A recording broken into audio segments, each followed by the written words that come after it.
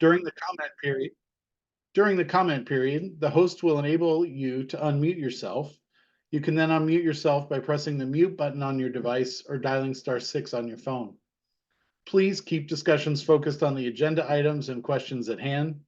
Offensive, disrespectful, or derogatory language, including profanity, personal attacks, threats, or insults towards individuals, governments, or organizations, is strictly prohibited. Please assume positive intentions from those speaking and listen respectfully. To ensure a balanced discussion, please limit your comments to 2 minutes with one clarifying follow-up question. Provide constructive feedback regarding the fisheries in which you participate. Remember that the most compelling comments are those that pertain to the topics under discussion. WDFW staff may close public comment to stay on schedule with the agenda or to provide others who still need to comment an opportunity to speak. The meeting tonight is being recorded and will be posted online. If you have further questions or comments, please submit them through our public comment webpage on our website. I will note that tonight's meeting materials are there as well as all the meeting materials from previous meetings, video links to those meetings as well. So if folks need to get up to speed about what's going on so far this season, that's a great resource for you to use. Next slide, please. So quickly, we're going to go through just a quick overview of the forecast that led to where we are today. We're going to go through our management objectives and where current modeling is. We're going to talk through some of our challenges and considerations that we're looking at this year when we're crafting seasons. We'll go through specific proposals for seasons in Puget Sound and in our freshwater areas of Puget Sound. And then obviously tonight we're here to take public comment and hear your questions and comments on the proposed seasons. So for those who are new or unfamiliar with how things work, what is North of Falcon? It's an annual cooperative process to plan salmon seasons in Washington waters. This name, Falcon, refers to the waters off Oregon's Cape Falcon, which marks the southern border of Washington's management of salmon stocks. Our process in Washington is one component of a larger salmon season setting process that involves state, tribal governments, federal regulators, other US states, and Canada. There are other things that guide North of Falcon and many things that we must weigh as we're developing salmon seasons every year. These include Endangered Species Act constraints, Fish and Wildlife Commission policy, Pacific Salmon Treaty obligations, agreement with our tribal co-managers, and then also extensive monitoring and evaluation of our fisheries statewide. Also of note for folks, our North of Falcon process is part of a larger rulemaking process that we do as a regulatory body under state government. This actually started back in January, where a CR 101 was filed with a notice of rules we were considering making changes on. This time period in between that filing and now is our public process for crafting seasons and taking public feedback. After our Pacific Fishery Management Council meeting in April, we'll finalize those seasons, publish or file a CR 102 filing, which talks about the rules that we intend to put in place for salmon seasons. As part of that process, we'll take additional written comment and have an additional public hearing. After that, staff will consider modifications to any proposed rules based on the comments received or any other errors that were identified in the CR 102. We'll compile a concise explanatory statement about why we ended up with the rules we did for this year. We'll publish that and get the director's signature sometime in June, and 31 days after that, those rules will be finalized for the year. With that, I am going to turn over the microphone to Dr. Kirsten Simonson, who leads our recreational salmon fisheries in Puget Sound. Kirsten. Thanks, Mark. So I'm just going to go through a really quick forecast recap for those of you who have been attending meetings during this year's North of Falcon process. A lot of this will come as a review, but just good to kind of have a refresher of where stocks stand before we kind of get into the meat of the discussion later on. So beginning with Chinook, Puget Sound Chinook overall are down 3% from last year's forecast. The natural stocks are down 6% and hatchery stocks are up 22% compared to the recent 10-year average. For coastal Chinook stocks, the natural stocks are up 2% and hatchery stocks are down 7% compared to the recent 10-year average. And these are both slightly down from the 2023 forecasts. For Columbia River Chinook, those forecasts for spring and summer Chinook are less than the 2023 forecasts and similar to actual returns. The lower river hatchery and upriver bright stocks are similar relative to last year's forecast. The Bonneville Pool hatchery forecasts are slightly less than last year's forecasts. Switching to coho, for Puget Sound coho, the overall total coho are down 5% from last year's forecast. Natural stocks are up 15% and hatchery stocks are up 43% as compared to the most recent 10-year average, keeping in mind that we've been kind of rebounding from our coho crash over that same time period. For coastal coho, those natural stocks are up 15% and hatchery stocks are up 52% as compared to the 10-year average. And natural and hatchery stocks are both down 22% as compared to last year's forecast. For Columbia River coho, the coho forecast methodology has changed this year, so therefore no direct comparison can be made to previous forecasts. Next slide, please. If we switch and look at chum, for Puget Sound chum, the natural stocks are down 25% and hatchery stocks are down 46% as compared to the most recent 10-year average. This is kind of keeping in line with the poor chum returns that we've seen over the past several years. The Puget Sound fall chum total for this year is forecasted to be about 818,000 fish. For coastal chum, Willapa are up about 40% and Grays Harbor up about 24% from the 10-year average. Switching to sockeye, if we look at the Baker Lake sockeye forecast first, that is up 57% from the 10-year average, and that forecast for this year is about 56,000 fish. For Lake Washington, the forecast is down 58% as compared to the 10-year average, and that forecast this year is about 19,000 fish.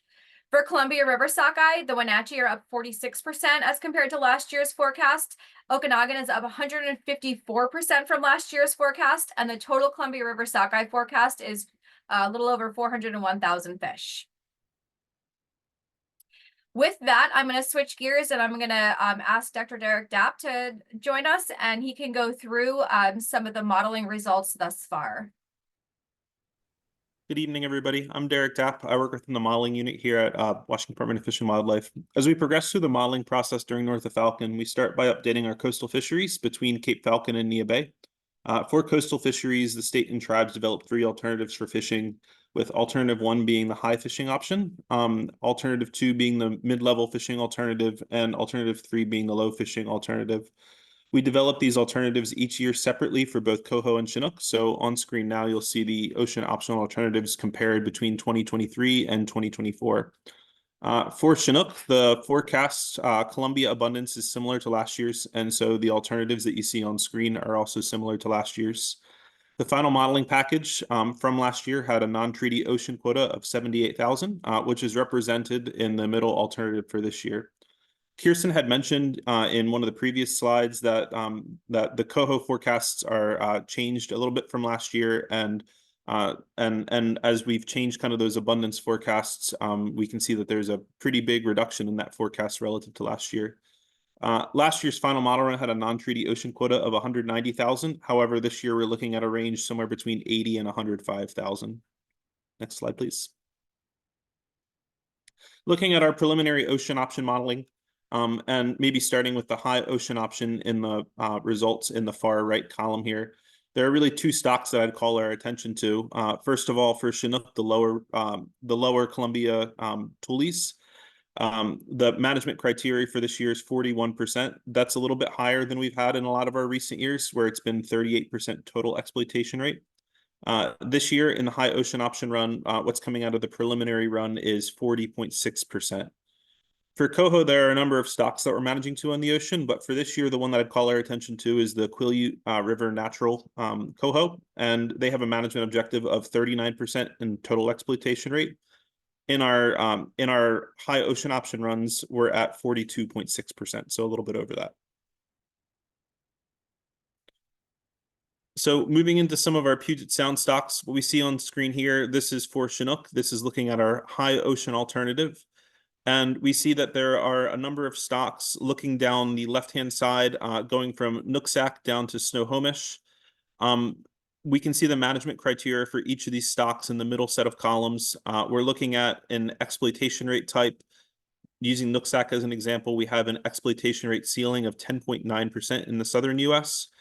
And then looking at kind of the right side is our results from the model outputs. So moving through the stocks here, maybe starting with Nooksack, I'd mentioned that that's an ER ceiling of 10.9%. We actually have a really low return this year to the North Fork, Middle Fork for our wild Nooksack springs. You can see over there in the projected escapement, it's 29 fish in the high ocean option run. That's kind of the lowest forecast we've ever seen for Nooksack springs in the North Fork. Because of that, we're currently in a situation where we're discussing the appropriate management objective to use for Nooksack Springs, and we might have more information on that in an upcoming meeting. Other stocks that I'd call our attention to here, Skagit Summer Falls is one where we see the sock component of the stock is falling below its low abundance threshold. The escapement in the high ocean option run is 318 fish, and the low abundance threshold there is 400 fish. So because of that low abundance status, it necessitates a 15% southern US exploitation rate objective. And currently in our model runs, we're at 18%. Two other stocks that I'd call our attention to. Stillaguamish is one that's really been a driver of a lot of our recreational fisheries in recent years. We do have a 9% unmarked southern US management objective there. And a 14% marked southern US management objective. It looks like in this set of modeling runs, we're exceeding both of those objectives. Lastly, Snohomish is in a poor abundance category this year. Particularly the Snoqualmie portion of the population is falling below its lower bound abundance threshold. That value is 700, that lower bound threshold. And right now in the modeling runs in the high ocean option, we're coming out at 679. So that necessitates a situation much like Nooksack, where we'll work with our co-managers to discuss what an appropriate objective is there. Next slide, please. So looking at kind of the next set of stocks here, we have Mid Sound, South Sound, the Straits, and Hood Canal. And in these stocks here, maybe the two that I'd really highlight would be Nisqually and Skokomish.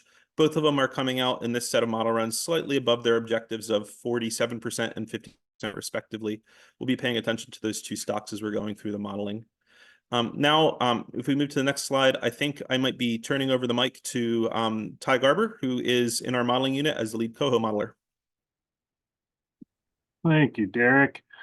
For the Skagit, as remember last year was a big limiter with the ER of a ceiling of 35%. It's less of a limiter this year with an ER ceiling of 60%. So in the high option, we're pretty far under on all three, or sorry, we're under on all three high, mid, and low options. Stillaguamish, again, under on all three ocean options by a pretty good amount. Snohomish, which seems like it's going to be a limiter this year, is over on all three options by a little bit. Hood Canal is over on the high option by 0.4%. We're good on Wanda Fuca and the tributaries, pretty far under that 40%. And then on Thompson, we are over or slightly over on the high option.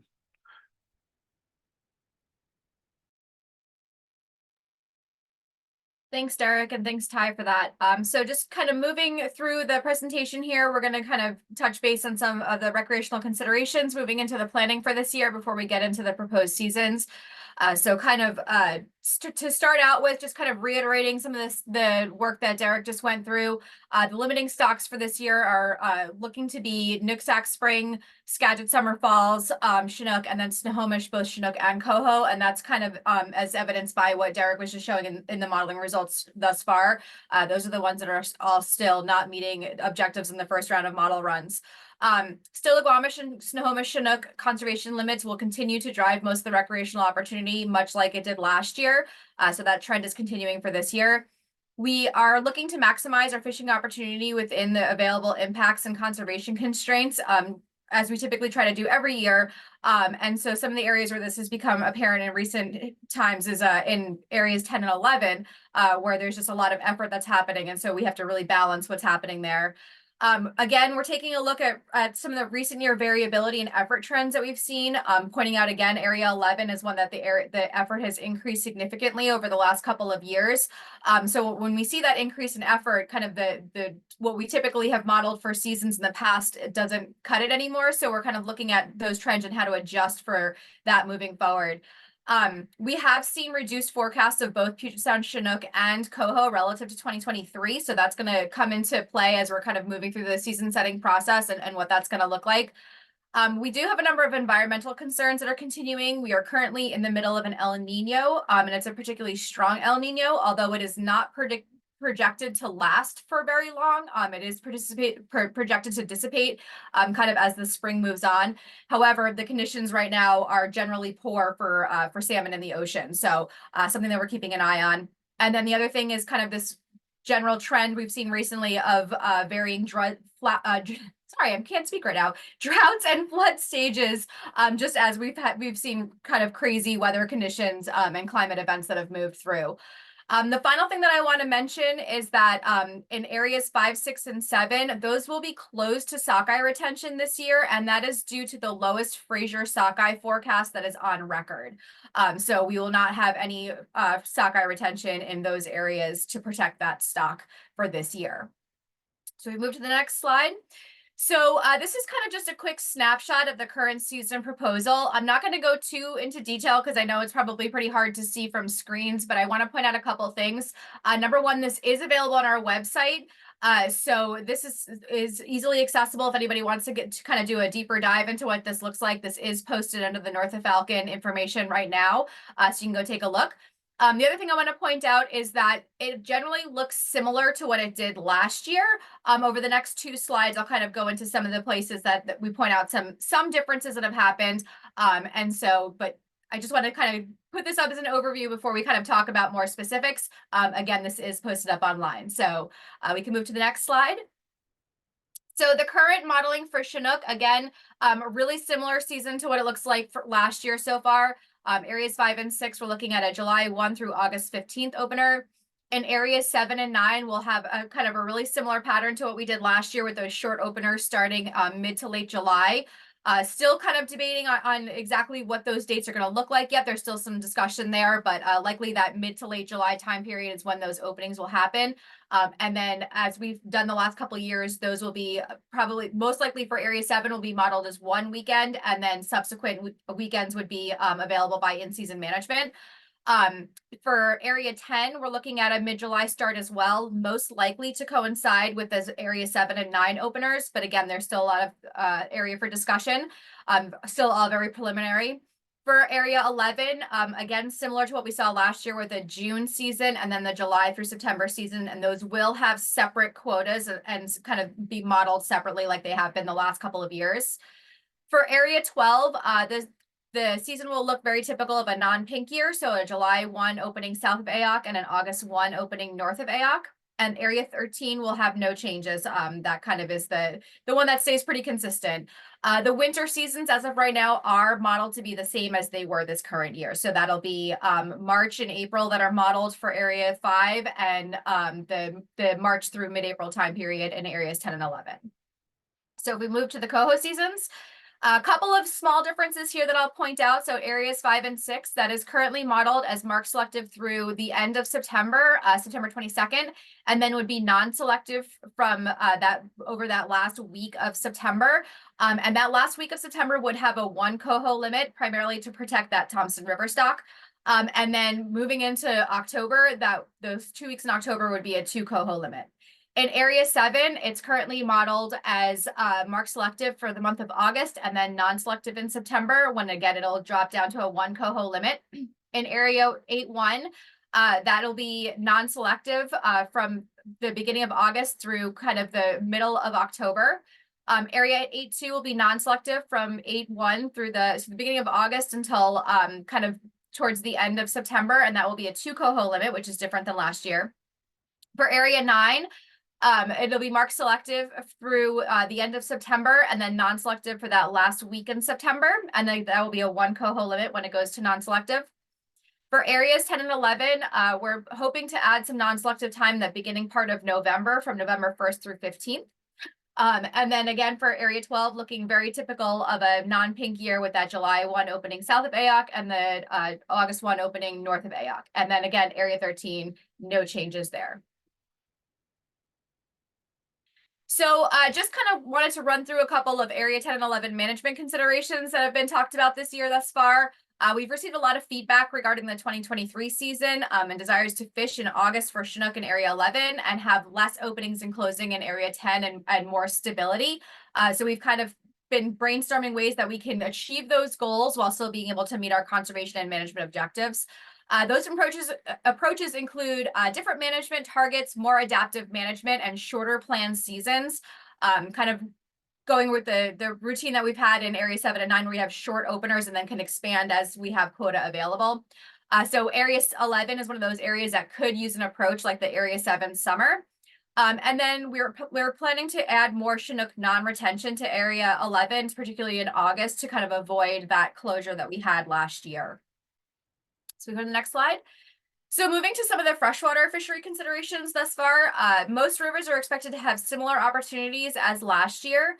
For the Snohomish River, that continues to have poor stock performance and will likely result in a similar season structure to last year. We'll have some more details about that from our regional bio in the Snohomish area in a little bit, so I won't say too much about that, because Pete will handle that one. So, and then the other thing that I want to point out is there have been some concerns recently regarding unruly fisheries. And you can see that kind of the list here where there's been some concerns. These include areas like the Cascade, the Green, Minter, the Nasal, the Nisqually, the Puyallup, the Quilcene, and the Samish rivers. And this, so to deal with this kind of issue, we're considering a range of possible gear, area, or retention rule changes to kind of combat that behavior. So now I'm going to turn it over to Julie, who's going to run through the Nooksack and Samish proposals. Thank you. Hi, I'm Julie Claken. I am the District 14 North, that's Nooksack Samish fish biologist for the agency. This year on the Nooksack, the coho season should be about the same as in 2023. For chum, we're proposing an extension of the fishery area down to I-5. And up to the forks. And of course, because you've heard that particularly our North Fork spring Chinook forecast is really low this year, we won't be able to have a hatchery spring Chinook fishery either. On the Samish, we still get fairly regular complaints from anglers and landowners regarding safety. Some anglers last year had been hit by some of the lead jigs. Always complaints about snagging. Crowding has gotten really out of hand, and trespassing issues. Next slide, please. And so on the Samish, we're proposing to keep the stationary gear rule that we had last year. We're going to implement, or we're proposing to implement, a hook size restriction down to a maximum gap of half a point or half an inch from point to shank. Because of the really large returns that we're getting, we're talking about extending the fishing season through the end of September like it used to be. We're also proposing a bait-only section from the Bayview Edison Road Bridge upstream to about the wing wall. There's a map on the next slide, but we're also proposing to have a Veterans or Active Military Day in the bait-only section. The rest of the open fishery area would be under regular public rules on September 14th. Other ideas we've heard from the constituents are having a barren weighted hook, no added weight, bait only, returning to float rules where the lure bait must be suspended under the float, and all areas from the mouth to the hatchery rack when not open for Chinook are closed waters through the end of October. We have a lot of enforcement issues down there on Samish with trespassing, snagging, just bad behavior, littering. There's also agricultural concerns Some of the organic farmers are concerned that this may be tainting their crops. And yeah, that's about it for Samish. And here is the map of the proposed bait-only area, where you see Bayview Edison Road up towards the top of the map there. And the extent is about 1,000 feet upstream to the wing wall. That's all we got. Thank you.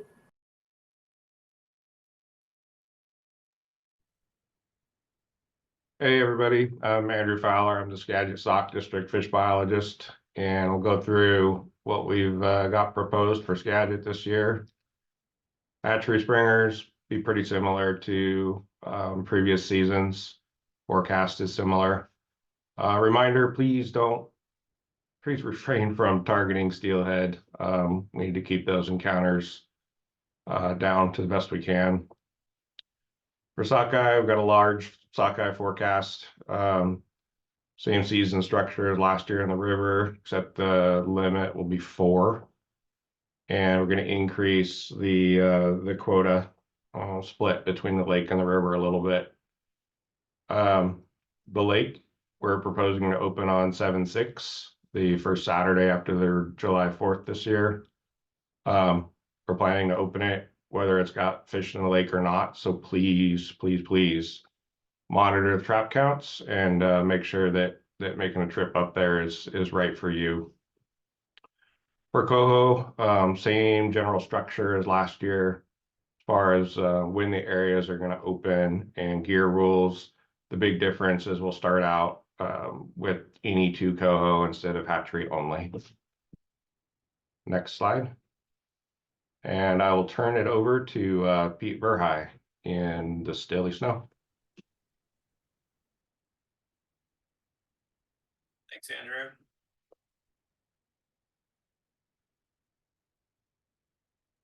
Yeah, so my name is Pete Verhey. I am the district fish biologist for District 13, and that's the Stillaguamish and Snohomish rivers.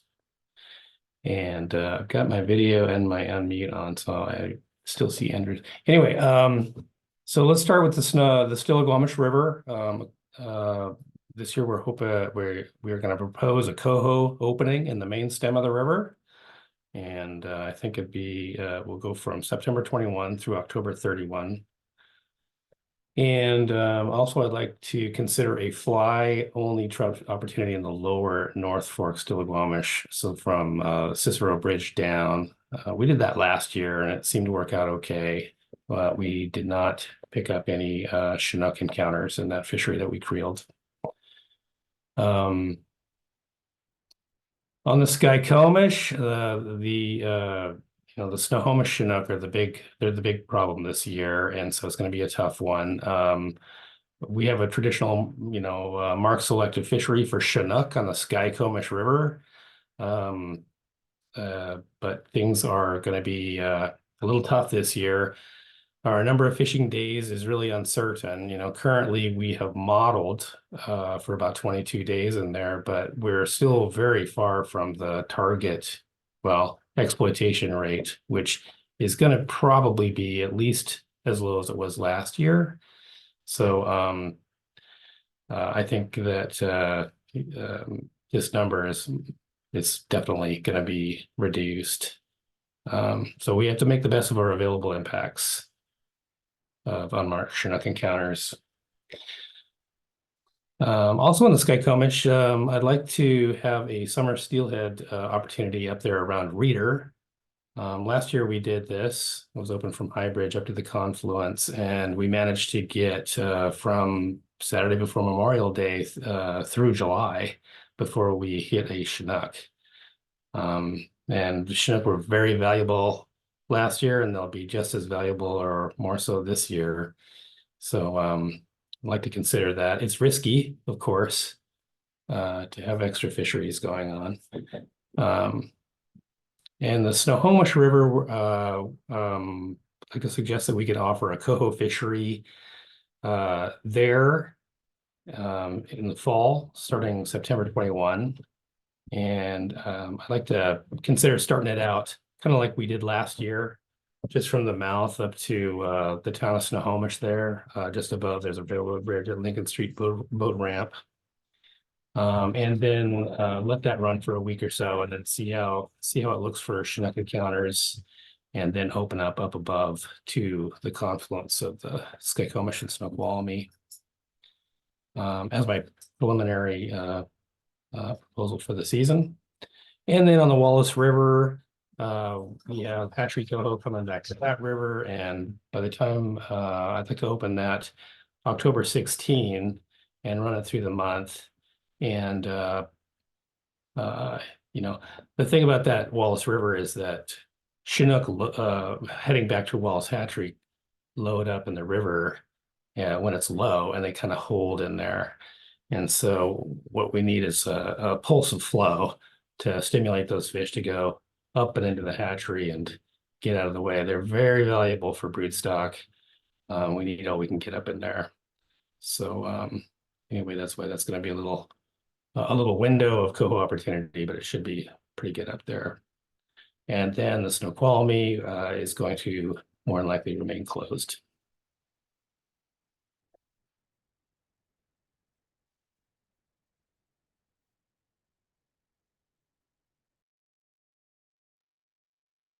So I can jump back in and run through the rest of the freshwater proposed seasons in Central and South Sound.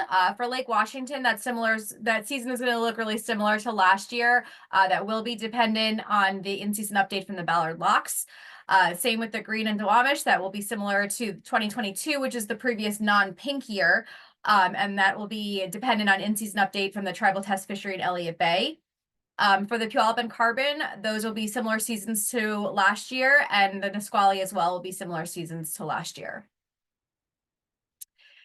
So kind of the last meat of slides for today, just kind of a little bit of a flashback to Tuesday's meeting focusing on the peninsula and the North Coast.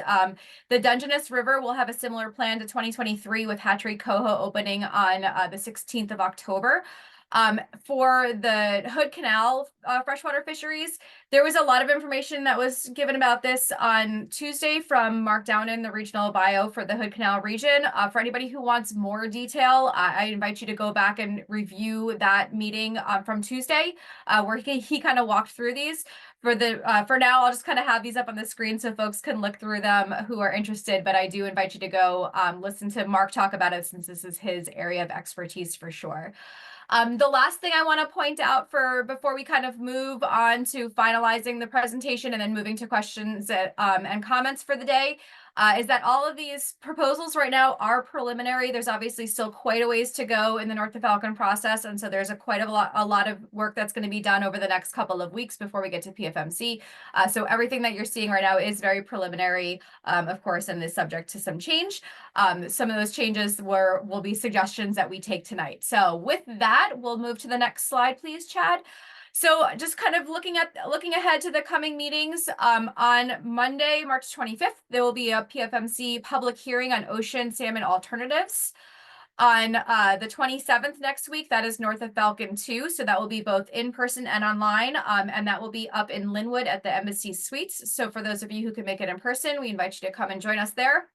On the 27th, there's also a Northeast McNary, Upper Columbia and Snake River meeting at the Walla Walla Community College from 6 to 8 p.m. Switching gears out to the coast on the 28th, there'll be a Willapa Grace Harbor Fisheries meeting via Zoom from 6 to 8 p.m. And then all of this starts to wrap itself up during that first week of April, when we have the PFMC meeting, and that will be this year in Seattle at the Westin. We will have daily briefings during that meeting every morning, both in person for those who can make it and also via Zoom. And then finally, wrapping everything up will be the final Willapa Grace Harbor meeting, and that will be on April 16th via Zoom from 6 to 8 p.m. All of this information is available on the website. For those who have visited, there's all the meeting materials and everything from the previous meetings is up on the North of Falcon page. And all the future meetings are listed there as well. So I invite you to go check out the website for any more information.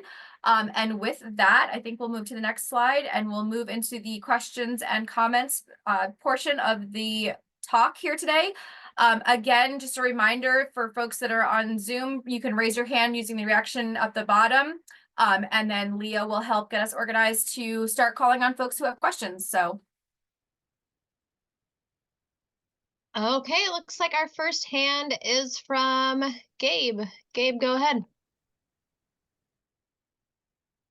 Yeah, thanks. Kirsten, you mind flipping back to the Snohomish slide?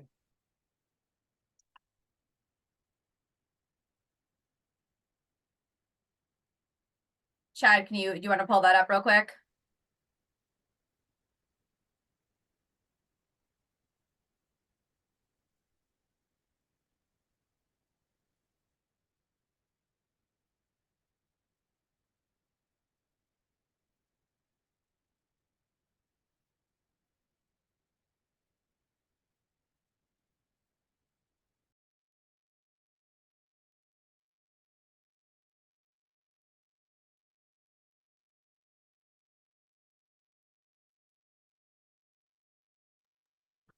Is this the slide you were referencing, Gabe?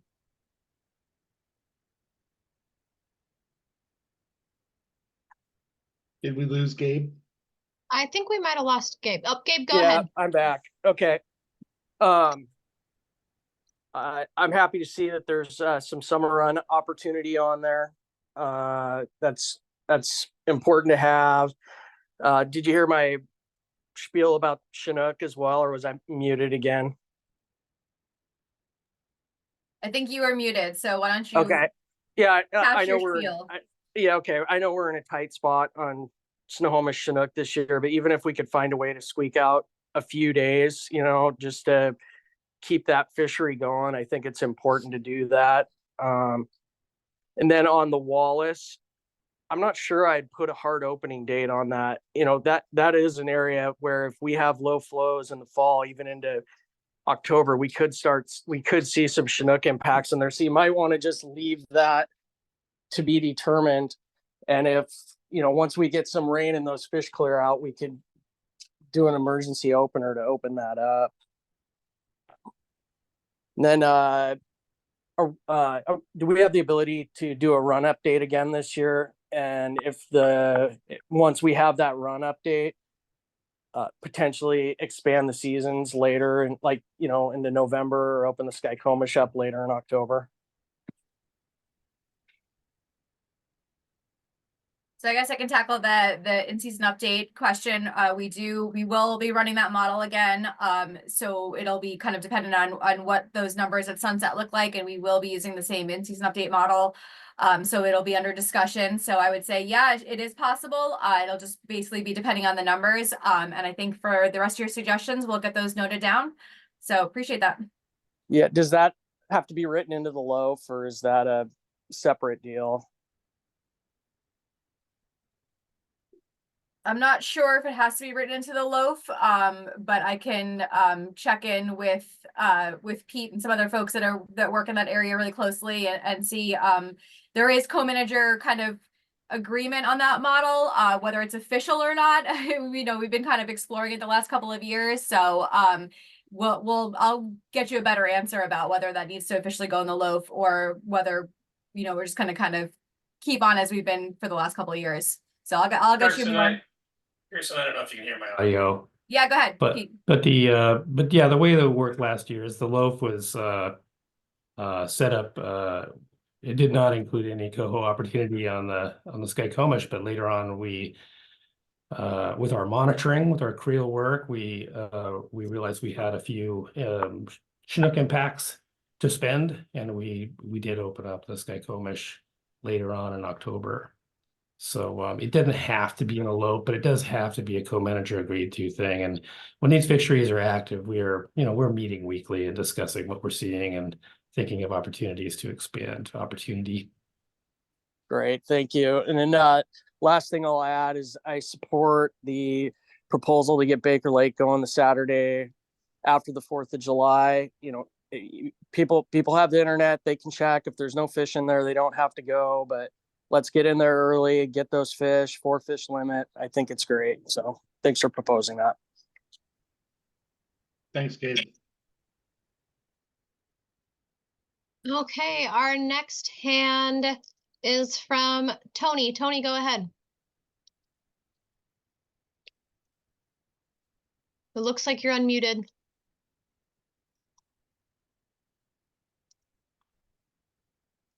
Oh, Can you hear me? yeah, we can hear you. Hey, I want to say a big thank you for Baker Lake opening it on July 6th.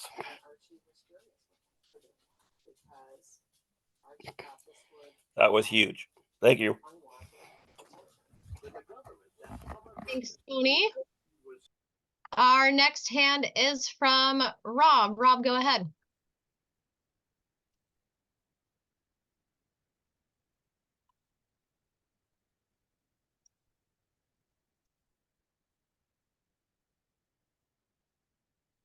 I've prompted you to unmute.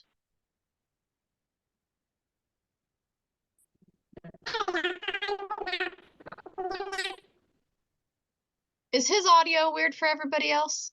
Okay, Rob, I think you might need to leave and come back. Your audio is really jumbled. You kind of sound like a chipmunk. Okay, our next hand is Alex. Alex, go ahead.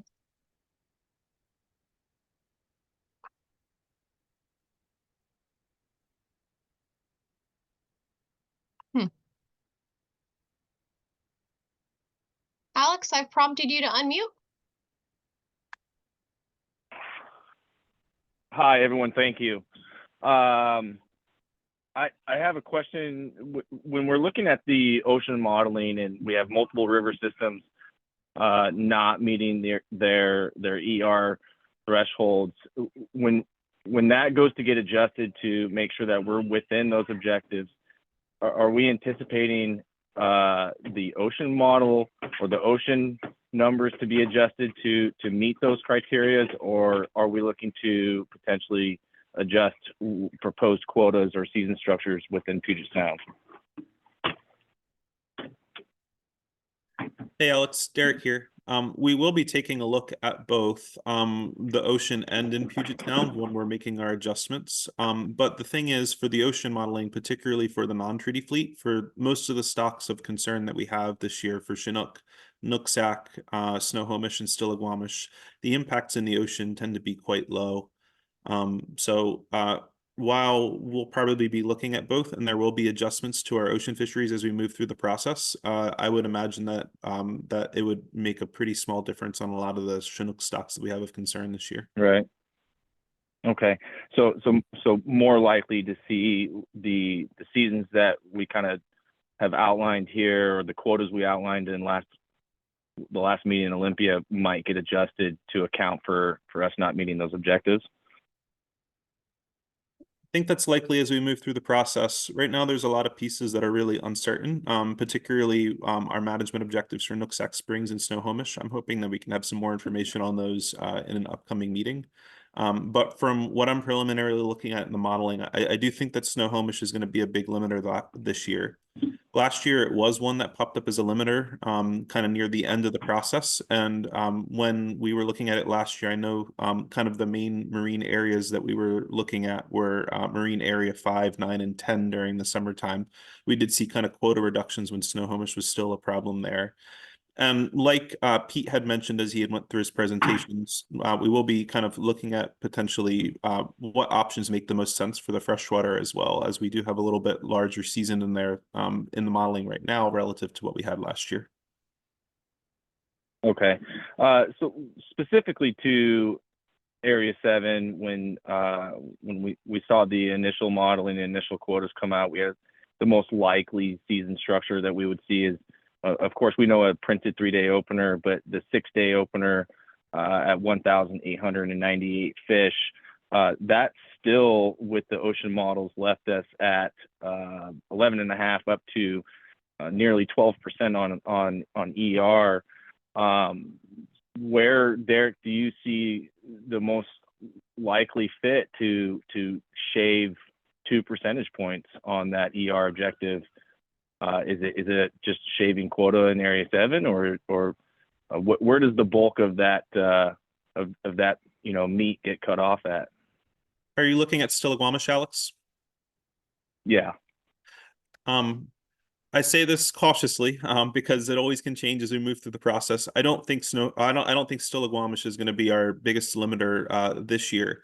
When you look at that total exploitation rate, it's a mix of treaty and non-treaty rates. And when I look at the mortalities, there's probably a little bit of wiggle room up and down as we kind of adjust the modeling for Stillaguamish, but I think we're pretty close to where we might need to be for Stillaguamish. As far as getting down to the 9%. As far as where the non-treaty would be to be at the 9% and 50% sharing on the mortalities, yes. Oh, okay. So with the ocean modeling, so that high at 11.7, the mid at 11.6, and the low at 11.4, you're hoping that we'll have some wiggle room on those numbers to potentially not have to be constrained to reaching 9%. You're speaking specifically to the ocean options? Well, I'm speaking specifically to how we get down to 9%. And if you're saying that we might see some wiggle room in our non-treaty fisheries, that I'd like you to just to maybe expand on that or confirm or deny. When I say wiggle room, I do mean that that as we're kind of going through the modeling process, there's different stages. Right now, we don't have the northern fisheries and northern abundances incorporated into our modeling. When we add those in, we typically see kind of that the allowable number of mortalities go up or down by a few fish. It's kind of what we've seen in the last few years. So right now, I believe in the modeling in our high ocean option, we're right around 63 mortalities. And when I look at it, I think that's right around that's a little. That's just a little bit above where I think we might need to be at 50-50 on 9% on that mortality number. Okay. Last one here, and then I'll maybe wait till another opportunity later. I just curious on the Skagit coho. The proposed season that I saw, Ty, you discussed was to start with. I'm sorry. The proposed season that we discussed was a 2-fish non-selective limit to start with. Is there any considerations for us to potentially look at maybe starting that with a 1-fish non-selective, which might leave us room to potentially expand that fishery to 2 fish rather than lead to an early closure? Go ahead and mute me now. Thank you. Hey, Alex, this is Andrew. We can look at that, but right now we're in pretty good shape. And in fact, I've got the fishery modeled through November, but we'll keep an eye on it. Okay, our next hand is from Kurt. Kurt, go ahead.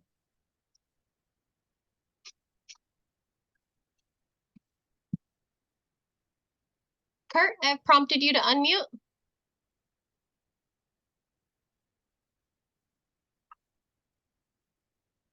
Okay, we'll go to Kyle. Kyle, go ahead. Thanks, Leah. I just wanted to echo some of what Gabe said about the Skykomish summer Chinook fishery. And I know that that's probably one of our primary limiters, as we've talked about throughout the process. But I'm wondering if we can still model a scenario that's at least a discussion point of what would the scenario be for an in-river summer Chinook fishery of some amount.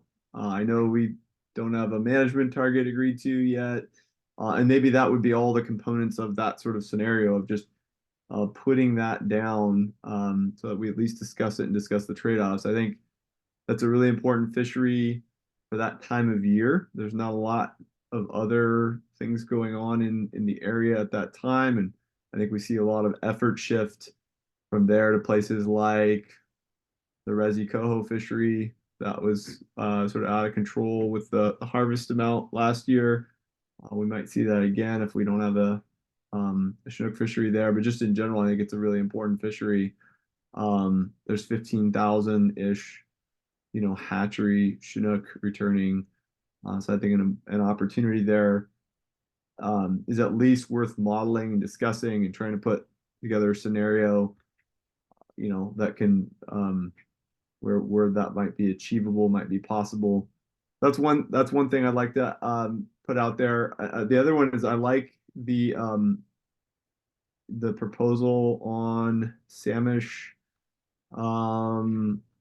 rules and whatnot. And I'm also just wondering, as I was reading that, you know, whenever there's these kind of gear rules around bank fishing to eliminate snagging, it always reminds me that there's a lot of bank anglers that look at those rules and go, well, I know you can still snag under these conditions and these other conditions, and there's a lot of ways to game the system regardless of how the rules are constructed. I'm wondering if, given that this is such a prevalent issue throughout a lot of these fisheries, if there's something to trying to get a group of bank anglers specifically for these river fisheries together to discuss these almost like an advisory group on gear rules, to really try to nail down what would be. I know everyone's got opinions about this and a variety of different experiences, but I know there's some folks who really are passionate about these fisheries, and that those are the primary ones that they fish.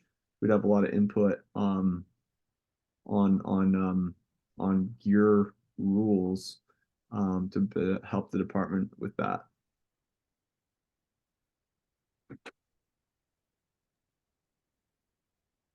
Thanks, Kyle. I'll start with maybe where you started there, which was looking at different Snohomish scenarios. We do have a range of options that we're looking at for Snohomish in the river. We have some that are higher, some that are lower than kind of what we have on the table in the modeling right now. We can look at those scenarios, and moving into our public meetings next week in Linwood, we can develop a scenario tool that looks at kind of a different range of options for the freshwater. I think I heard that from both you and Gabe here. Yeah. Of course, those cost something. So kind of the primary areas, if we were looking to expand that fishery, the areas where we'd be looking at reductions for would be marine areas 5, 9, 10 in the summer. Maybe area 7, 2 is another area that has more Snohomish impacts. So we could kind of put a range of options together for those that that are in, so that we can look at it maybe from an impact neutral or reduction standpoint. But yeah, we could put it also, together. I think that'd be great. No, appreciate that. Also, if there was room to, negotiate with their co-managers on things like is that, looking at your Chinook 1024 spreadsheet, is that that fishery that's titled like TR34? Is that the area 34 treaty troll fishery? Is that like that have a really big impact in that October-April time step on that fishery? I don't know if that's possible to negotiate exchanging that for a different time step with a different amount of impact, or just all the sort of scenarios that could result in a fishery would be interesting to model, even if they don't result in what we want. But appreciate it. Yeah, thanks, Kyle. Okay, our next hand is from Frank. Frank, go ahead.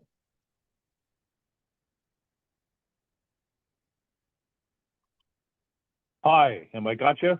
Yeah, we got you. Okay, great. Just two issues real. First one is just say amen to the opening this year on Baker. It was the difficult situation last year. We didn't want to repeat that, and I appreciate that. I know Rob Larson hasn't spoken yet, but he's speaking for Puget Sound anglers, is a strong advocate for this, and I think this was a good move. And back in 2022, we had a similar situation where we had the opening on the first Saturday. It was the 9th of July, and the day before we only had one sockeye in the lake. So what it does, it shows that the fishermen can check the trap counts, can make intelligent decisions, and you put the responsibility on them. And I think this was a good move.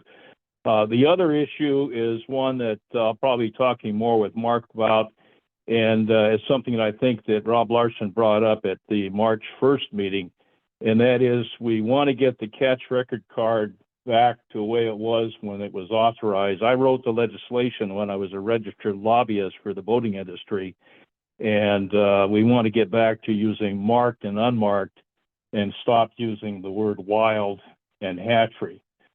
For several reasons. One is, first of all, a lot of the cases that we're showing as wild are actually hatchery fish and vice versa. So there's been some confusion. There's been some impacts on the data and misinterpretation of the data because of this confusion. Also, we've had people that don't like hatcheries, have had lawsuits and everything else working against us, and they've taken advantage of the word wild because it has its impact on a lot of people.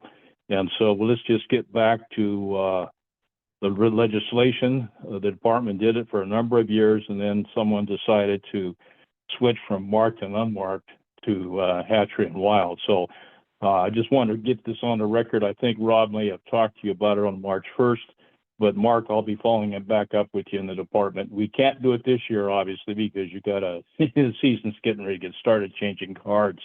But we do want to have serious consideration and to have this done for next year. Now that's it.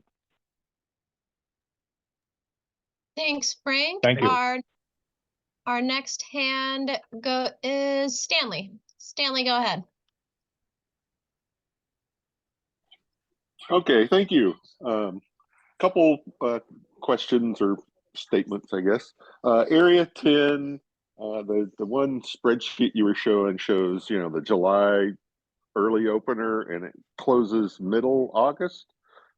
We've got to move that to the right a little bit. That's not, Area 10 doesn't, we don't get fish that early in July. They've been tour fall fish. The other one was the coho fishery again last year. You know, we closed it to one only later, you know, into the season.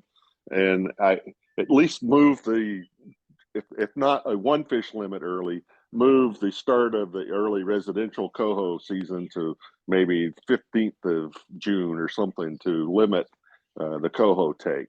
And third and last question or whatever, the Green River fishery, that, you know, every pink year we have a July 20th opener, and then the next year we have an August 1st opener. I'd like to see that all coming back to the July 20th opener. The quality of the fish in the river that time of the year is much better than, say, August 1st versus July 20th. It really is a big difference. That's my comments. Thank you. Thanks, Thank- Stanley. Our next hand is from Rob. Rob, go ahead. Do I sound like Mickey Mouse or can you hear me? You sound good. All right. First thing is I want to thank Andrew Fowler for putting in the opener on Baker Lake as the first Saturday after the 4th of July. That's a good thing. I really support the 4 fish limit for the start. We left a lot of fish in the lake this year and have really never gotten the amount that are counted against the sportsmen. And I think the earlier we start, the better. And the confusion from last year wasn't fun. So I support that both in the lake and the river. And if we can get an extra week in the river, I would support that as well to give people without boats an opportunity, more opportunity. I agree strongly with what Stan said about the green. Those fish, the quality in the green is so much better that first week of the season. So the 20th opener, I have talked with Aaron Bosworth about that. And I just really think that's an important thing to look at if there's any possible way we can do it. I also support strongly what both Gabe and Kyle talked about on the Skykomish system. If there's any possible way to craft a fishery there this year with the large number of hatchery fish, it would really be nice to get some access to those.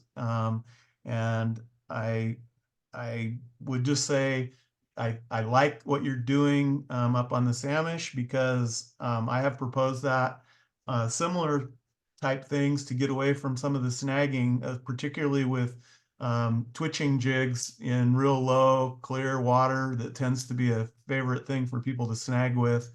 And I like the idea of looking at maybe a group that comes up with things to help with those problems for those that are passionate about fishing the streams and rivers where we have some issues. Thank you. Hey, Rob, thank you. Just want to say, you know, the idea to open up Baker that first Saturday after the 4th comes from constituents like yourself. So thank you for being an advocate. Appreciate it. Thanks. Our next hand is from Kurt. Kurt, go ahead. Yeah, good evening. I'd like to talk a little bit about the freshwater season on the Still Squamish. The trout fishery and the coho fisheries are two very different fisheries. The cutthroat are in greater abundance relative to the run size. Earlier in the season, there's substantially fishable numbers by the 1st of September, and the coho are much later. I think as proposed, coho season on the main stem, moving it later in the season makes lots of sense. Reduces some Chinook impact and could get good access to more coho. Although I hope that means coho season also means it's open for game fish. But in the North Fork, which is a sea run cutthroat / trout fishery only, I see no reason why it can't be managed on a different season than the main stem coho season. We do that differently in, for example, in the Snohomish, there's all kinds of seasons, targeting different runs of fish. I'd love to see it as early as the 1st of September, but as a minimum, I'd like to see it the same as last year.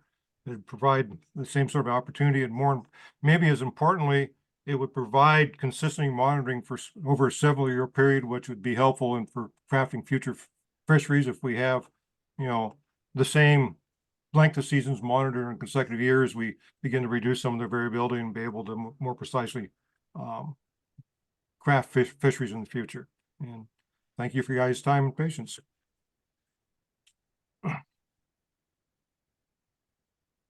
Thanks, Kurt.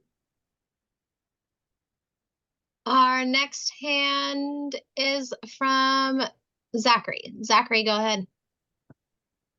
Hey guys, just want to make sure my audio is coming through okay. I'm on some weak internet. You hear me okay? Yeah, sounds good.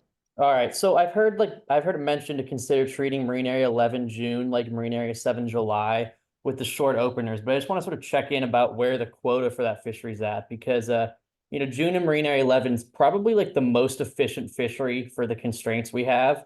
At least the main ones we discussed. There are pretty much no Stillio Snohomish fish around, and definitely no Nooksack Springs.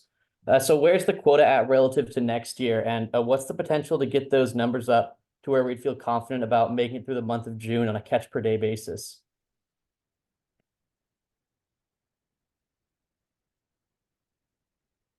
Thanks, Zachary. It's timely that you bring this up because Mark and I were talking earlier today about taking a re-examination of the quota for Marine Area 11 in the May to June time period. We noticed the same thing that you noticed, that there was few impacts on some of our key constraining stocks. And so that's one of the things that we wanted to look at in our next set of modeling runs. Also for Marine Area 11 in May to June, in the current set of modeling runs, we do have a bolstered sublegal versus legal ratio that should kind of make that sublegal category perhaps a little bit less constraining than it was last year. We were being really conservative with the number that we were putting in of sublegals there. We noticed that it wasn't too impactful for most of our stocks of concern, and so that's another thing that we're thinking about, and another maybe improvement in the modeling we might have made to Area 11 in May and June. Appreciate it. Yeah, and then just I'm glad to hear about the sublegal buffer. And then just briefly touching on the other sort of more inner Puget Sound areas. I know that we like to open, we've past few years opened that 7, 9, and 10 on a Thursday in July, just so we've often been doing the Thursday to Saturday seasons. And I know that sort of because the way the calendar works, that's rolled up a day each successive year. And so I just pushed to see that come no earlier than Thursday the 18th. I think that to go one Thursday earlier would be the 11th, and I think that's just too early and sets us up to have sort of an awkward gap. And so I'd say, definitely push that to Thursday the 18th. I don't think it's not too late for Area 9 to still be getting those, fish in mid-channel. And I'd also love to see the that same sublegal buffer modeled for Area 10 in July. I know there's been lots of discussions about the Area 10 potential listed date of opening being later in July, but just curious if we could also consider the sublegals there too. Thank you. Thanks, Zachary. And maybe just to follow up on that one last piece you had on sublegals in Area 10. It's something I looked at. It's too expensive on Snohomish. Thank you. And I'll just say thanks for your comment on the dates, Zachary. As Kirsten and I were contemplating opening dates, I think we were also looking at that as a potential date, especially because of tides that weekend. versus the previous weekend. There's very little time change in that previous week in July. So appreciate the feedback, and it's definitely something we're considering. Okay, our next hand is from Carrie. Carrie, go ahead. Hey, can you hear me okay? Yeah, we got you. Okay, great. Thank you. Everything looked good. Thanks for putting this on. Had a question for Derek. You mentioned the modeling of 22 days on the Skycomish River. What time frame was that in? Let me do a double check. Unless Pete has it offhand, I'll pull open my modeling here.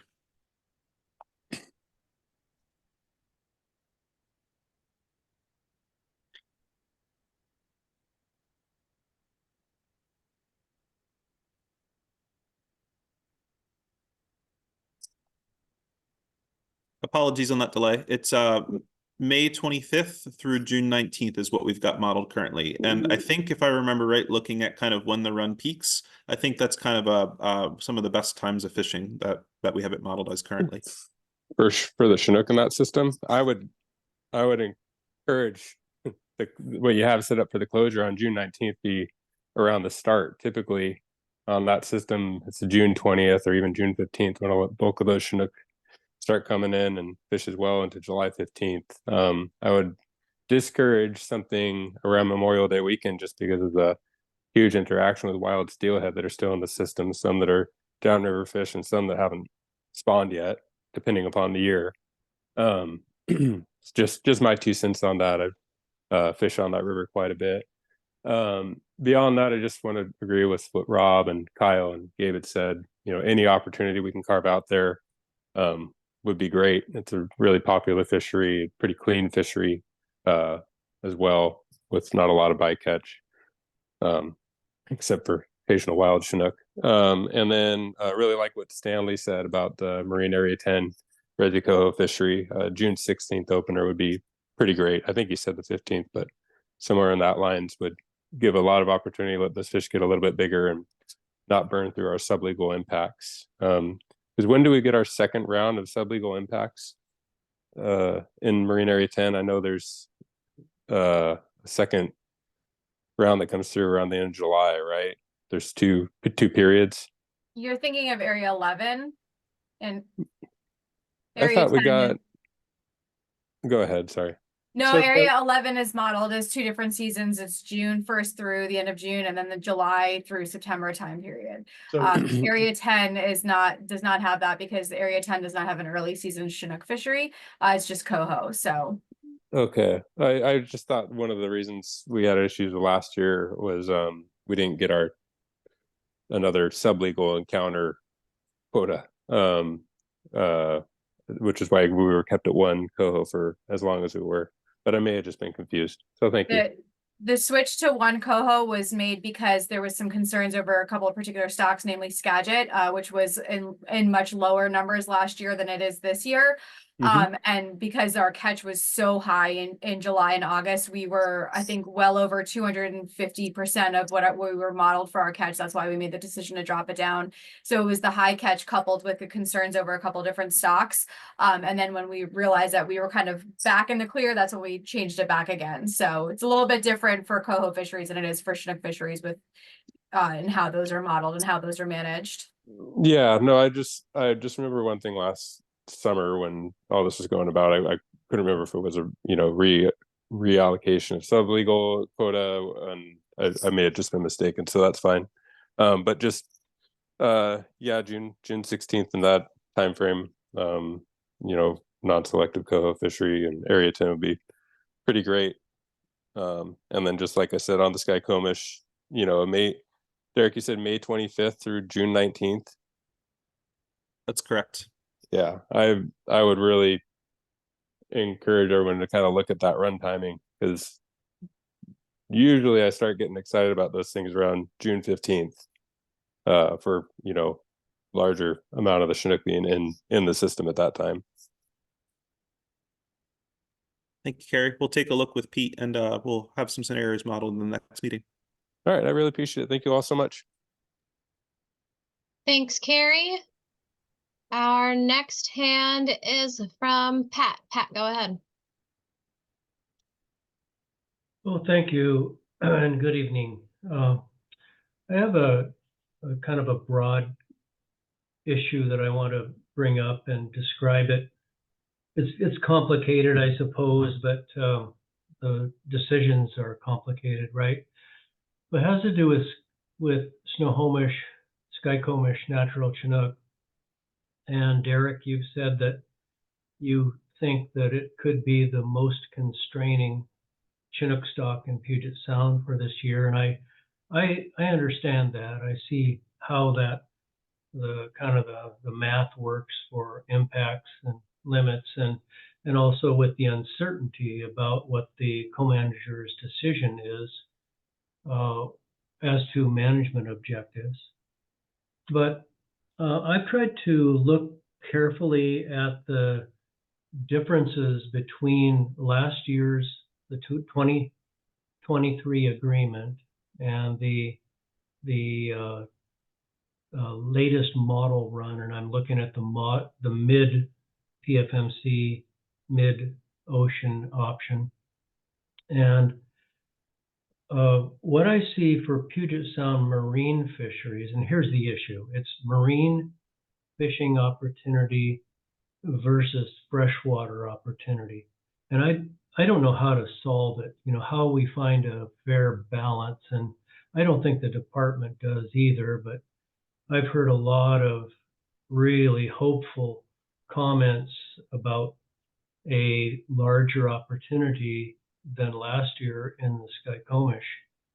And I sure hope that happens. But here's a perspective that I have is the marine sport fisheries compared to last year in this most recent model run, the impacts on Skykomish are virtually the same. They wiggle around between areas a little bit here.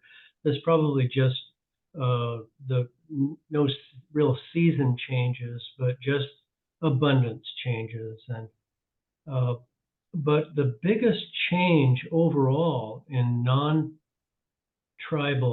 impacts on Skykomish is with the freshwater sport fishery that was last year, and the impact was 0.1% on Skykomish naturals. And in the latest model run, it is 0.5%. So that's, I don't want to be inflammatory in how I describe this, but that's 5 times the impact of last year when the marine sport fisheries are virtually the same. Well, how do you make a decision about that? I mean, if there's a 0.4% increase, this just sounds ridiculous, doesn't it? That we're talking about such tiny amounts of percentages and fish, really. But here's the fact that the total impact for Area 5 is about 1.5%. But if you had to pay for the 0.4% increase this year in freshwater fisheries, that's a third of their season. For Area 7, it's the entire season. So I don't know how to do it, and I don't know that the department does, but the whole game is about impacts. That's what it's going to come down to. There's going to be some nut cracking right at the last day of the season at a hotel room in downtown Seattle, which is crazy, but at least it's not in California. And I hope a lot of people show up to that meeting, that public meeting, and we can figure it out because we don't want to get down to the sport fishers of the state fighting between each other. This is what it's come down to: one stock, less than 1%, and it's just going to be torture at the end. So I think I was just trying to present a perspective of concern and why we should be striving all for stability in our fisheries, not this crazy game of computer models and tenths of a percent of impact. Well, I just wanted to leave that with you. I don't have a solution, but thank you very much. Thanks, Pat. Our next hand is from Kyle. Kyle, go ahead. Thanks. I just wanted to follow up on the comment, the back and forth between Derek and Carrie about that the currently modeled Skycomish proposal. From the North of Falcon 1, I know there was the 4 scenarios, and the least impactful, if I'm remembering this correctly, Derek, was the mid-June to like early July option. I think it was like option 4 at the least impact. I thought that was the one you all were gonna choose to model in like a limited season. So I was surprised to hear it was the May 25th. Wondering if you could comment on that, or if you recall that. Yep, Kyle, that's right. When we were looking at the different scenarios that we proposed, you might notice that we picked, I guess this would have been option 3. So it would have been the one that had a little bit higher impact than the bottom option. We're still looking at that bottom option as a potential in what we're doing. So we'll have that and a range of other scenarios when we move into the next modeling exercise. We wanted to put it in the modeling and kind of see how the ER shook out with all the different potential pieces in there at the moment. Okay, awesome. Thank you. I guess I should mention, if it wasn't clear, the modeling, we also talked in our last public meeting, well, 2 public meetings ago now, I guess. We talked about different scenarios for Snohomish. The modeling currently does include a little bit of a quota increase both in Area 5 summer and Area 9. So there were some changes that happened there. Most of the other areas, the quota remain the same, I believe.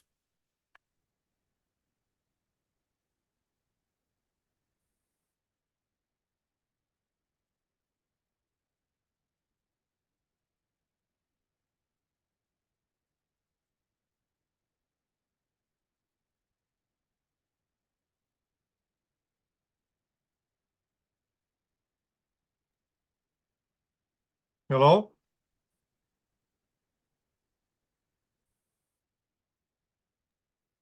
We hear you, Kurt.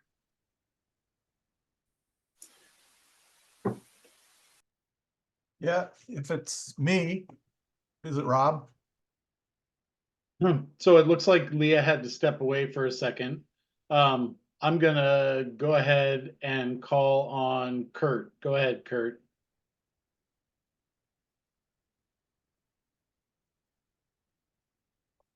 How's that? Great, we got you. Pat hit on a really important question, and you know, in the Skycomish rivers, and is the classic example of dueling resources trying to share a shrinking pie. And the department's commission is very clear that one of the mandates with North Falcon is to provide as diverse of fisheries as possible. And the Skycomish River is, I think, the last Puget Sound river that has any meaningful summer run steelhead fishing available. Almost every year, it has, you know, except for the last few years, but historically it's had a robust enough coho runs to allow coho fishing. And every other year it typically has a really decent pink run. And somehow we're going to have to figure out how to allocate these precious Chinook resources to take care of all these diverse fisheries.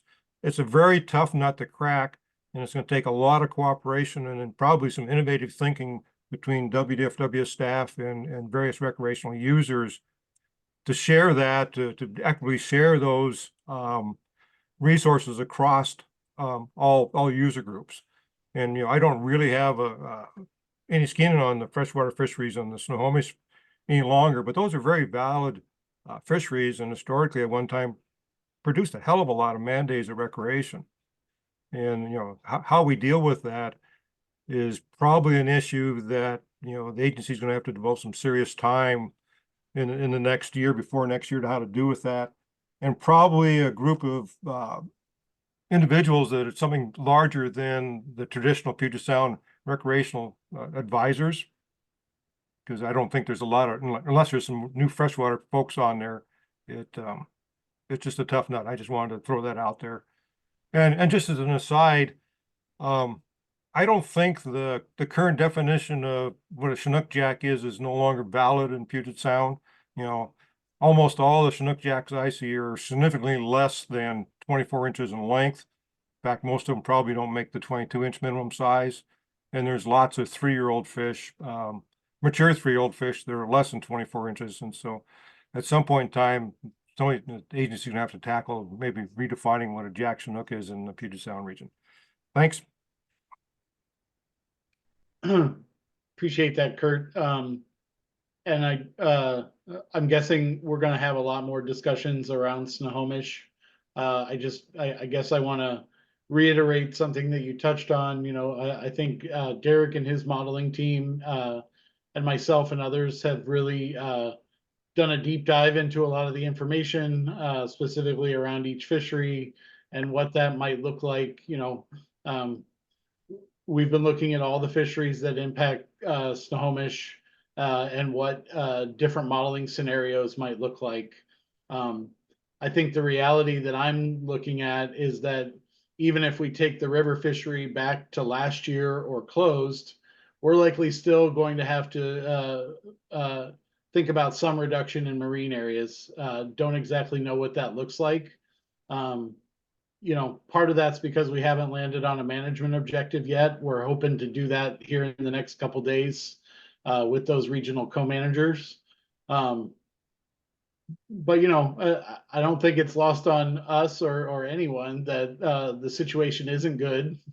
I think it's a lot like the Stillaguamish in that year to year, what that age breakout looks like for the stock is really important as to what that exploitation looks like in different fisheries, and that variation we see year to year is really tied to the different age components of what that forecast is.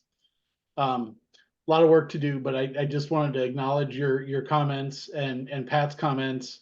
And yep, we're going to be rolling up the sleeves and, you know, having lots of discussions on this, you know, starting next Wednesday and into Seattle in early April.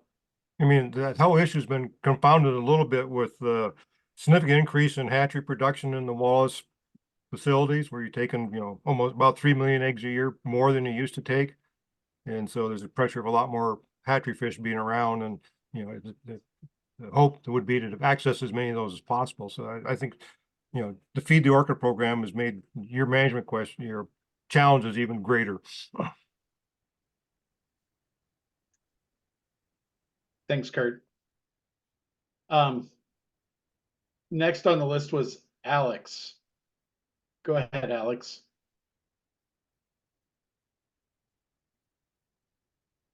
Alex, I've prompted you to unmute.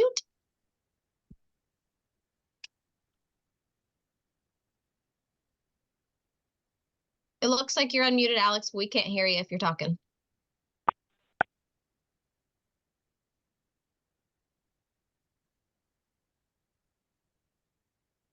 We cannot hear you still if you're speaking. I see you unmuted again.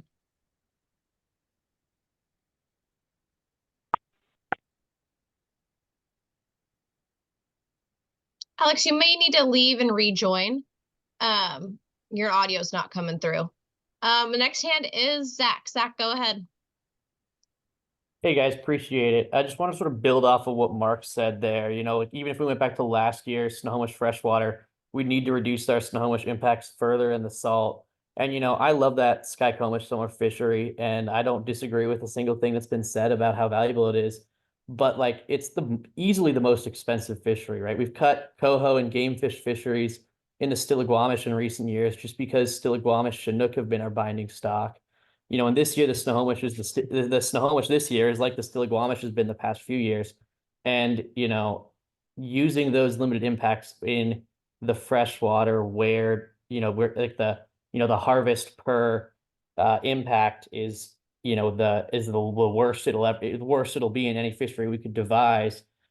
You know, we might be, the cost of a couple more, one more weekend in the freshwater might be, weeks in a marine area, and week, if not weeks in the marine area. And we just think about how big those marine areas are, how many people get out there fishing. The Skykomish in the summer has a really devoted fishery, but it just it feels like, as nice as that would be, it feels a little bit like opening a targeted Stillaguamish Chinook fishery. I know that's different because there's history, but from an impact perspective.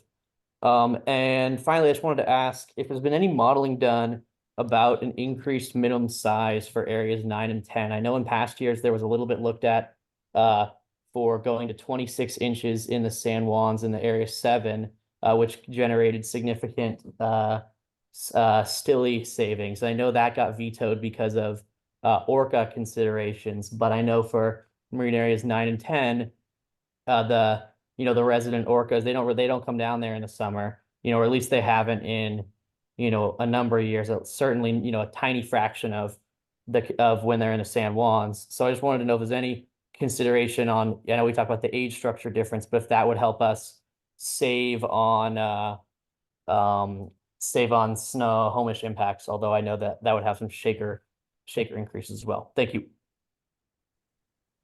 Thanks, Zachary. On the modeling of different size limits in marine area 9 and 10, I think that's an interesting thing to think about right there. I haven't looked at that at the moment.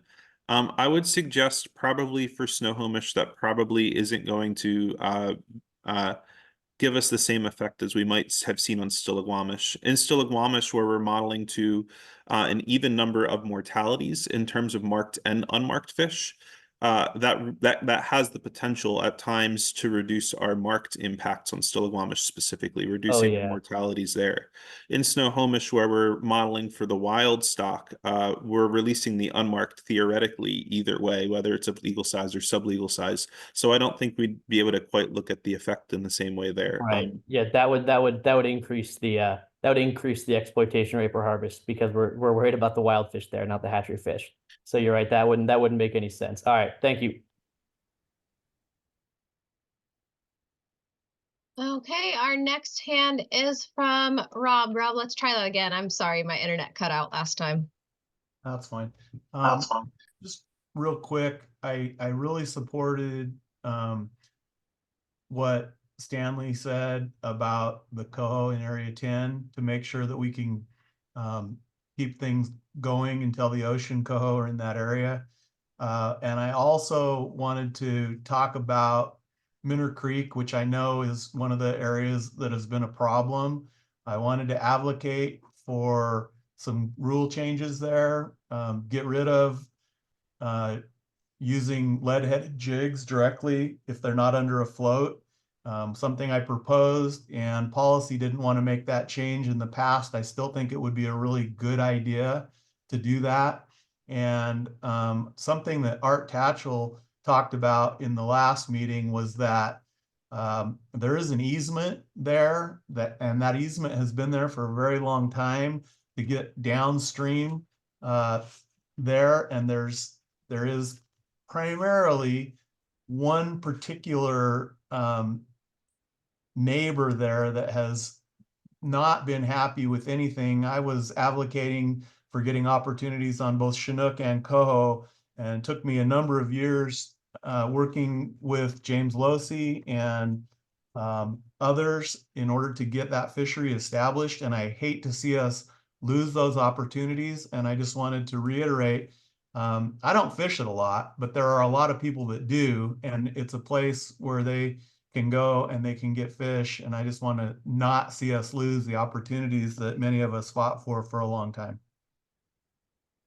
Thank you. That's it. Okay, our next hand is from Pat. Pat, go ahead. Thank you. Am I there? Yeah, you're here. Okay, I just want to endorse the recommendation of Kurt Kramer, my learned senior fellow, longtime veteran north of Falconer. about the need for an off-season convening of the department with advisors broader than the current Puget Sound Sport Fishing Advisory Group to work on issues that we're facing right here now. It's very difficult for the department to find the time during the summer when fisheries are being managed to find the time to work on these long-term issues. But the need for a Puget Sound sport fishing management plan that would help allocate between areas, between freshwater and marine, address issues about in-season management. Working on those issues during the summer or the fall beats the hell out of working on them right now during the North of Falcon process. You just can't solve them. So that's what I have to offer, and I hope the department takes Kurt seriously on his recommendation. I sure endorse it. Thank you. Thank you, Pat. It looks like our next hand is from Alex. Alex, go ahead.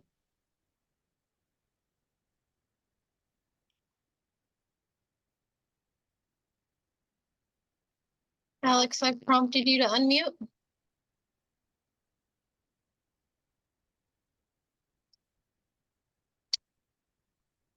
Okay, well, that is also our last hand for right now. So just a reminder to folks, raise hand function at the bottom of your screen or the reactions tab. It looks like a smiley face.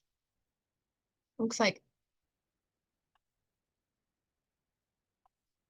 Alex is left again. No more hands. Oh, and we have a hand from Bob. Bob, go ahead.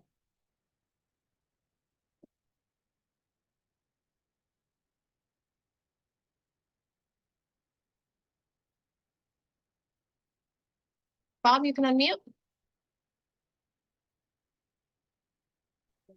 There we go. How about now? Can you hear me now? Yeah, sounds good. Okay, thanks. Hey, thanks very much, guys. Appreciate all the information tonight. Obviously, the hot topic is Snohomish, and I'm excited to see what kind of proposals you guys come up with that. Obviously, I just want to reiterate how important that fishery is. There's a lot of people that don't have boats. They don't fish in the saltwater. That's a fishery that they could use. It's been around for a long, long time. It's close for a lot of people to go to. They don't have to travel for a long distance to go to there. So I think it's super important that we look at that. You know, and it feels like a lot of times it's our rivers and our river fishermen who get the last stab at anything. We're usually the last one to get to anything, or we're usually the first ones to get cut off. It seems like all the other fisheries take a precedence over the river fisheries.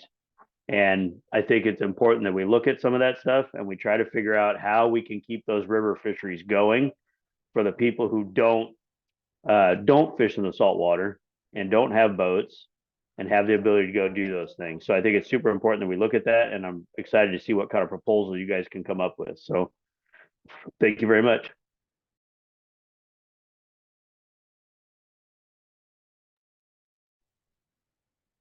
Thanks, Bob. And that was our last hand for right now.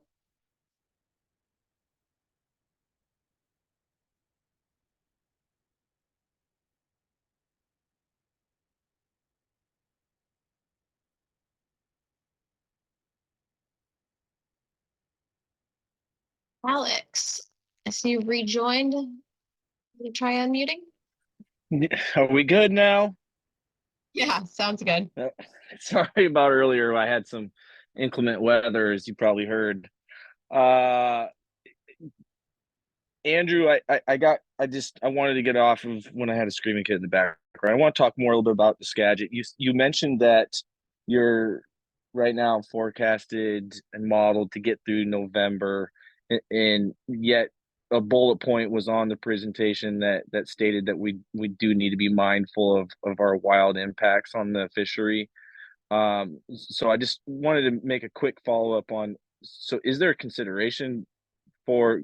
I know you had mentioned you feel comfortable with it, but what are we being mindful of if we're still okay with going with a 2-fish non-selective fishery? I think the bullet point, are you referring to the bullet point on the Springer fishery with steelhead? Maybe I was mistaken. If that's the okay. case, then I'll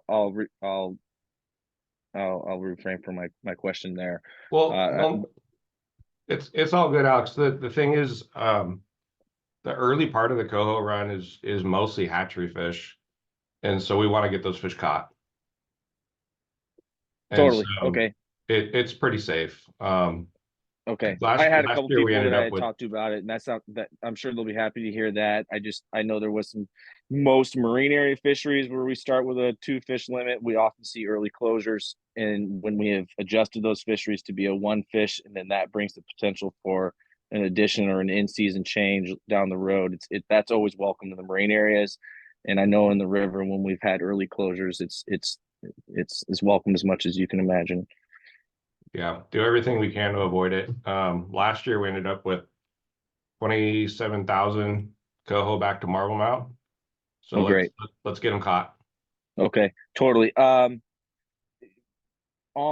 the Thompson River stocks, the Lower Fraser coho stocks, and I highly doubt there's an answer to this, Mark, Kirsten, or Derek. Do we know the numbers from 2023 on where we were at on an exploitation rate? Did we get close to that 10%?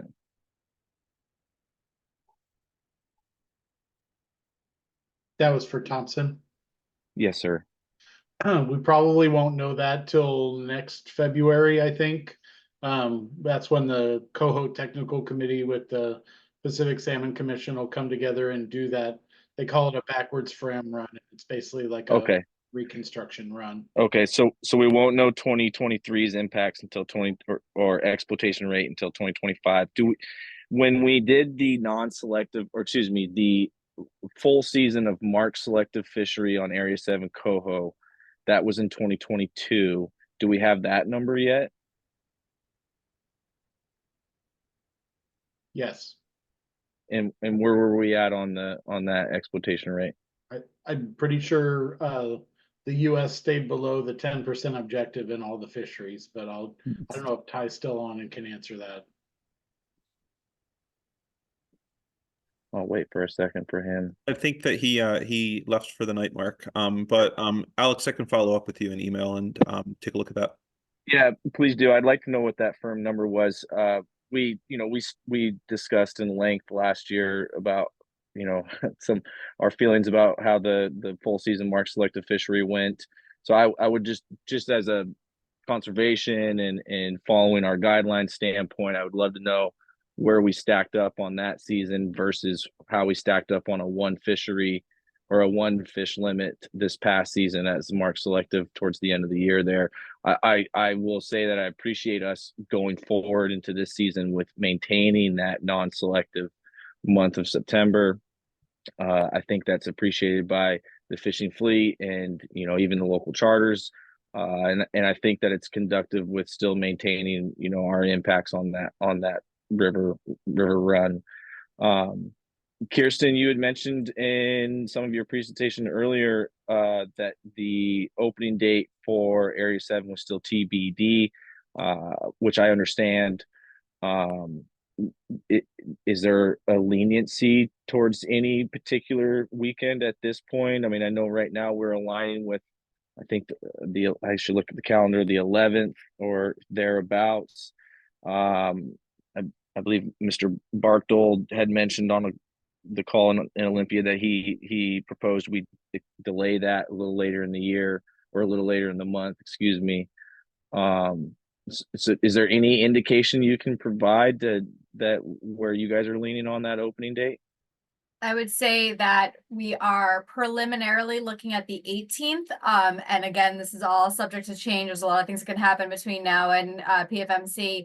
And the 18th is kind of, there's better tides that weekend. So that's one of the things that we've looked at is just what the tides look like for that weekend. So that's one of the considerations. And the other consideration is, kind of waiting till some bigger fish get back in the area. So, again, still TBD, but right now we're kind of leaning towards the 18th. We'll probably know more after next week.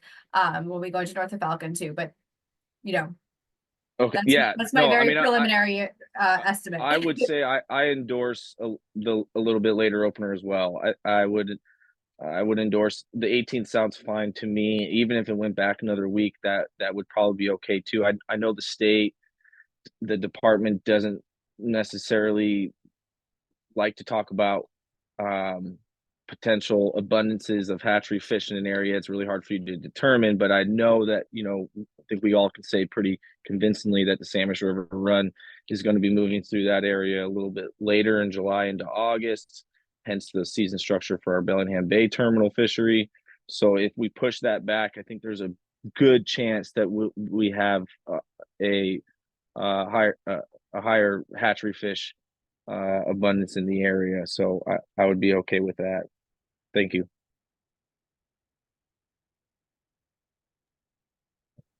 Thanks, Alex. Our next and last up hand is Deb. Deb, go ahead. Hi, can you hear me? Yeah, we can hear you. Okay, I've got 3 quick questions. I'm just gonna rattle them off and then I'm gonna go back to mute mode and let you answer. First question, are the tribes going to net the Nooksack for spring Chinook with only 29 wild ESA listed for the spring Chinook forecast? And the second question is, will the whole Nooksack be open for recreational chum this season? If not, why? And the third question is, in light of the light winter and lack of snow this season, does that affect how you plan for fishing for upcoming season? For instance, is fishing open earlier in places that had a lighter winter than others? Thank you for your time and answers.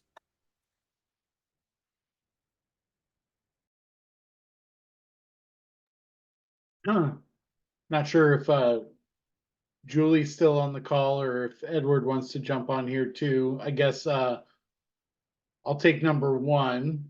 As Derek mentioned earlier in the conversation, we haven't necessarily centered on a management objective yet. The tribes and the state have had preliminary discussions around fishing and fishing proposals. I do think there is a plan to have some fishing in the Nooksack this year.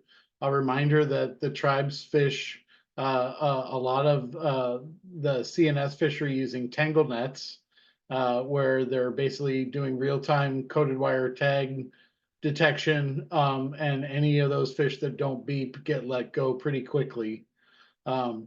So I do think there's some level of harvest expected by the tribes in the river this year. We don't know exactly what that level looks like yet, but the tribes are just as concerned about the impact on any of those North Fork fish as the state is. So they're going to be really cognizant of those impacts as well. I can't answer the chum question as to why we're not fishing in the other part of the river, but I see Regional Program Manager Ed Eliezer popped on. So welcome, Edward. Thanks, Mark. Thanks for the question. We have a pretty limited area that we're going to open for chum this year. It's about twice as big, maybe a little bit bigger than the footprint from last year, and for a couple of reasons. This year it'll be open from our proposal to the tribes is it will be open from the Forks to I-5 Bridge, which is a pretty good expanse. The reason why we close at the Forks is to protect spawning areas. And the reason why the I-5 bridge was chosen is because below that, that is where tribal fisheries are occurring, and it's to prevent conflict. So we felt like this was a decent proposal to balance all those things for conservation and for fishing conflict. And for your third question about snowpack and those impacts, that's something that we think about, and hasn't really shaped, you know, our fisheries for right now at this moment, but it's something that we pay attention to during the season. So thank you for your questions, and please let us know if you have any more. Thanks, Mark. Thanks, Ed. That one looks like our last hand for the night. I don't see any more that came up.